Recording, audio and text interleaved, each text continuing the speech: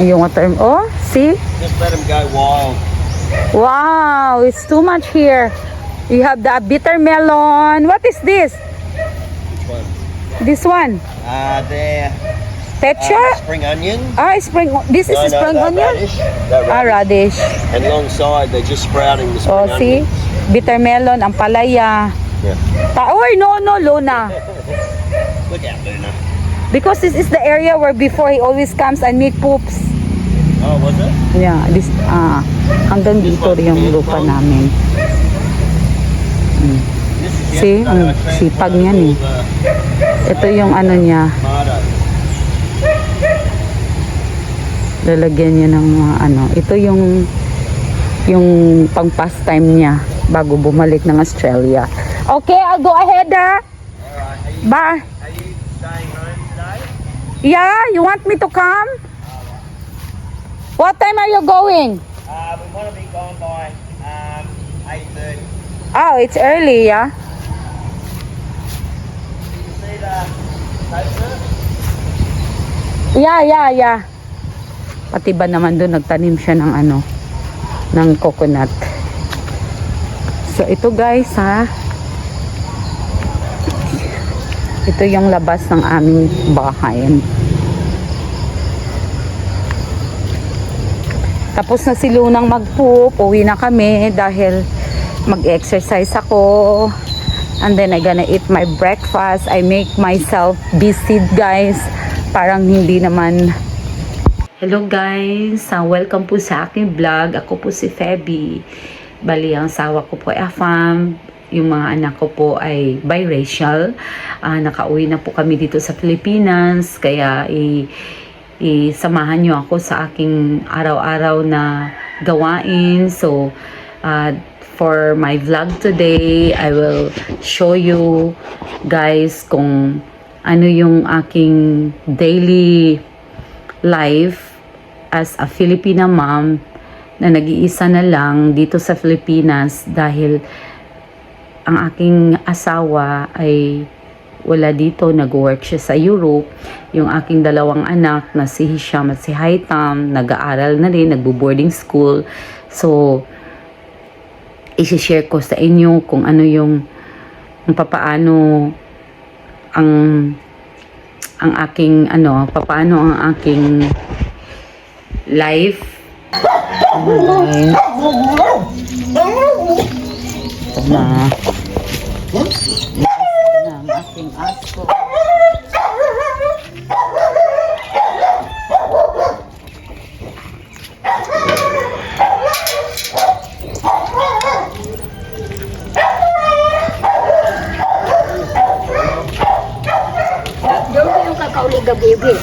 Sa'yo, ang ko nakauli. Sa'yo? Oo, walang kuling kuan. Dito ka, sila ang tanggal mo. Hapit mag 900. Mamaya na yan. Mabas na yan kanina. Mabas na kami guys. Uy. Mabas ko na to. Kasi paggabi, pinapaalit ko siya. Dahil nga, ayaw ko humiga sa couch. So, let's go guys. Ito yung aming paligid.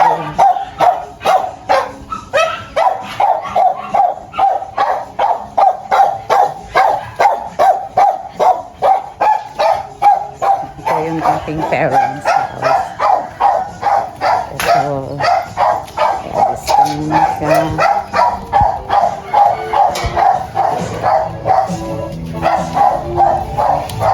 Ito yung area namin guys. Yung bahay ng mama ko.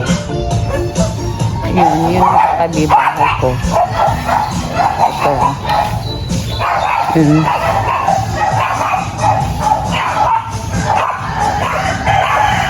Ito yun sa kapatid ko doon. Dito kami nag-church. Ito yung area ng pamilya ko guys. So, welcome po sa aming farm. Dito ko din po nilalabas yung aking mga aso. Ito yung aming farm. Dito sa likod lang talaga ng bahay namin. So ito guys yung mga saging, puno ng saging, may mga niyog. Ito yung mga saging. Ito yung area namin, guys. May balimbing pa kami dito. Oh. Punong-puno to ng bunga. Kaso yun lang, mga bata lang ang kumukuha lang siya libre. So, dito ako. Dito ko pinakapapoop si Luna sa area namin. Ito, daming puno, guys. So, province life. Sa! Luna! Ito talaga, pag nakakita ng lalaki nako. Parang gusto nang magka-baby. Ayoko to talaga siyang mabuntis, guys. Dahil ayoko na maraming aso.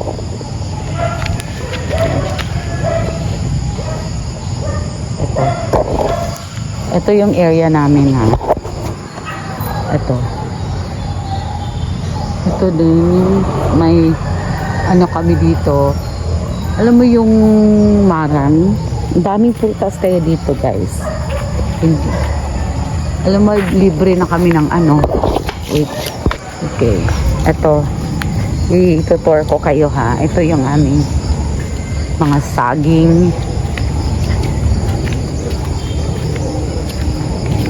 Yung brother-in-law ko na Australian, guys. Alam mo.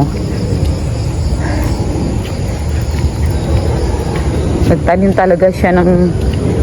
Kasi bago pa daw sila babalik ng Australia. Gusto siyang magtanim ng mga gulay. Ito, binungkal niya. Ang bait, oh. Grabe. Ito din area pa rin namin to, guys. Ito yung, ano yan. Yan, bahay ng kapatid ko, hindi pa natapos. Ito yung area namin. Yan. Yan, hanggang doon sa may bahay. Hindi na yan aming bahay, ha. Yan. Ito yung buhay probinsya. Si Luna, oh, alam mo ba, guys? Dito talaga ako lumaki. Ito yung mga ano namin, yung mga banana.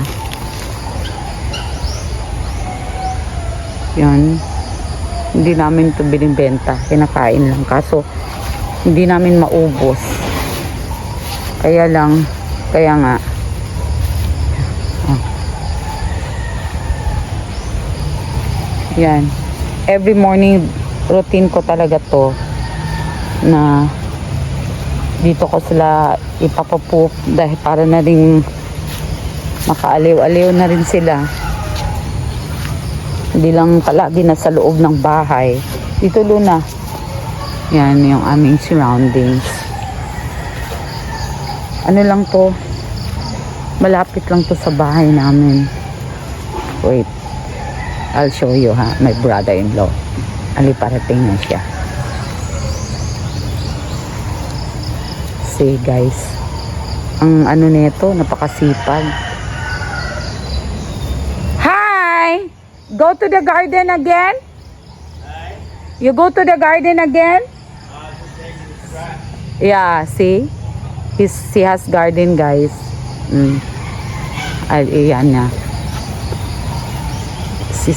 Asawa niya ng kapatid ko. Ha? And see what other seeds have popped up. Okay. It's raining, yes, last night. Yesterday. Not too bad. Yesterday, but Say hi. Hi to my vlogs. Hi. He's very hardworking. He's very hardworking guy. You know? Yeah. He loves to do gardening. So this is his garden. Oh, so it's sprouting all the veggies. See? That is squash or watermelon? what? That one. All these. Yeah, it's very big na on, guys. Oh. And here. I'll show you sa kanyang garden. These are all watermelon here. See? Ah, Watermelon. everywhere. And it has many lemongrass now, huh? Yeah, it's looking good. Oy, you love this area? This Luna. Ay, dyan yung area na magpupup. Kaso ngayon ay ko siyang ipapup doon dahil nag-garden na yung brother-in-law ko. See? Ang sipag niya, guys. Yan o. Ayan o. Gusto na talaga itong magpup. Ayan na, e-ebak na yan, guys. See? Nabi ko na sa inyo eh. Ayaw tong mag-ano sa malinis na area. Gusto talaga niya may damo. See? Might plant some more okra.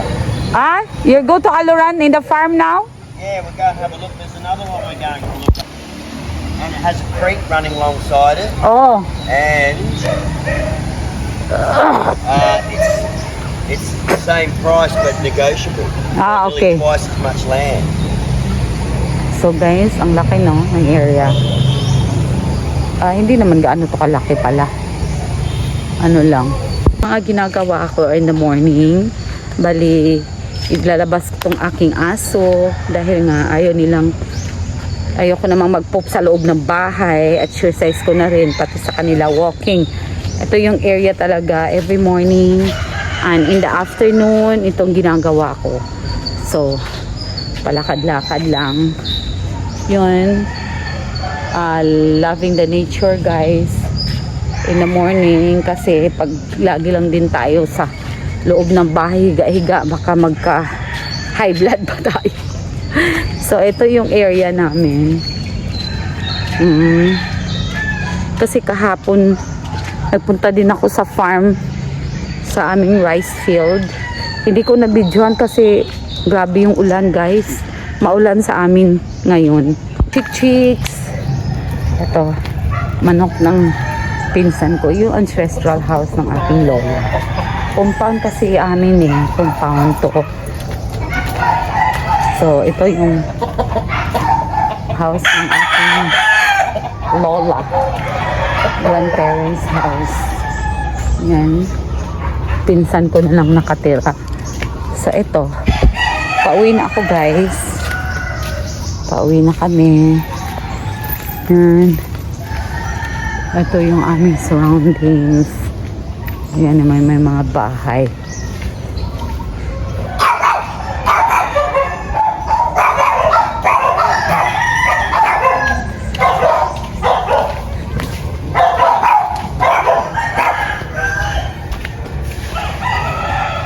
Okay, going home na. Kasi ngayon magwawalis ako sa labas. Umulan kagabi, grabe yung ulan. Tingnan mo. So, eto na, guys. Ilan tayo. Maglinis ako. So, every morning, nililinis ko to. Ito yung sa gilid ng kitchen ko. Ito yung kitchen ko dito. Yan. At ito yung labas niya. Every morning, ito yung ginagawa ko. Nililinis ko siya. Dahil iihi na naman dito si Nana. Wawalis muna ako sa labas. Kasi every morning, ito yung aking routine. So, magwawalis ako dito sa labas.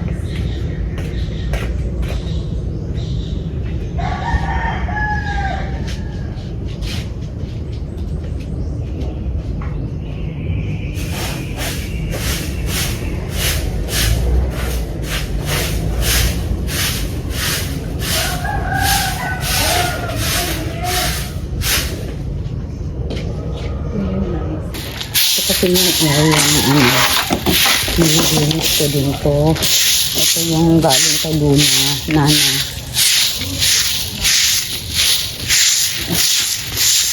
Ito yung early na morning routine ko, guys.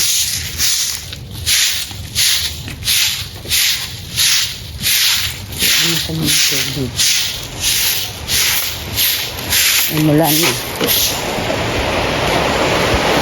Umulan. Hindi ako umulan eh. Yun o, grabe mo. Parang may bagyo yata. Grabing ulan guys. Oh. Ito yung labas ng aming area. Ay, hindi naman ako makapagwalis. Dahil umulan na naman. Parang 1 week na itong ulan guys. O, dutan man lang ako sa labas. Sa loob muna ako guys. Ito. Mamaya na yan. Umulan eh. So, ito. Magkakapi muna tayo. One of the reason why nag-continue ako sa vlogging, parang may makausap naman ako. So now, magwawalis ako guys kasi kahapon nag-muff naman ako. So hindi naman araw-araw talaga na magmamap. Hindi naman ako ganun kasipag. Wala namang tao sa bahay. So once a week lang talaga ako nagmamap. Pag andito yung mga bata, twice a week. Pero pag yun guys talaga, yun every morning. Ito yung mga ginagawa ko sa bahay. When I wake up, yun, lalabas ko yung mga aso. Tapos magwawalis ako sa labas. At pagkatapos nun, magko-coffee ako. Dahil nag-iisa nga lang ako, diba? So, yun talaga yung mga ginagawa ko araw-araw. So, we have coffee guys. Ulan eh. Hindi ko siya matapos. Wala pang water oh. Wala pang tubig. Ayun. Alam mo ba guys, problema din to sa amin. Yung tubig. Yung tubig sa amin. Problema ko din. Dahil nga, hindi pag morning wala eh. Makainis. Kung kailangan mo yun, wala namang tubig. So, buti na lang, nagkikip ako ng water. Kasi, alam mo, every morning, wala. Kaya nakita mo yung CR ko. May drama ko doon.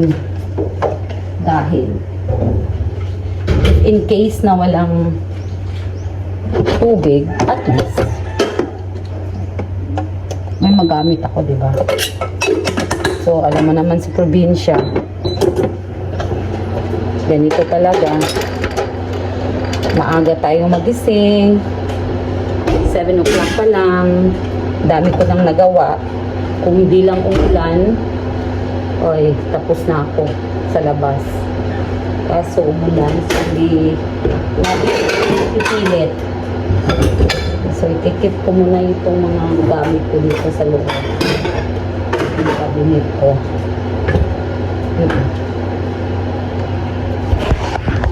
Ito guys, yung buhay ng nag-iisa. May nagtatanong sa akin, bakit nakayanan ko ba daw mag-isa? Sa una hindi, syempre. Pero ngayon, nasanay na rin. Sanayan lang guys. Nasasanay na rin ako mag-isa. Okay lang, tahimik. Pero minsan din, ang hirap. Namimiss mo yung mga anak mo, namimiss mo yung asawa mo. Pero, wala tayong magagawa. Kaya nagbablog ako, parang may makausap naman ako. Makausap ko kayo guys. Yun. Yun yung reason, one of the reason why I continue vlogging. Yun. Yun lang mga aso ko guys. Sila yung palaging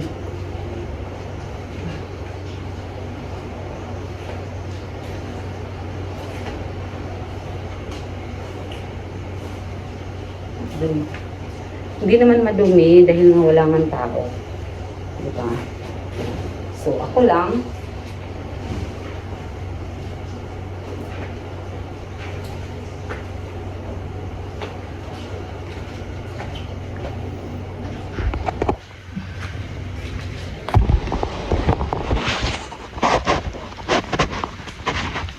That's it for today guys. Salamat sa pakikinig. Bali, may errands ako today. I'll go with my brother-in-law kasi bibili sila ng lupa. So, isasama nila ako. Gusto nilang makita ko din yung area.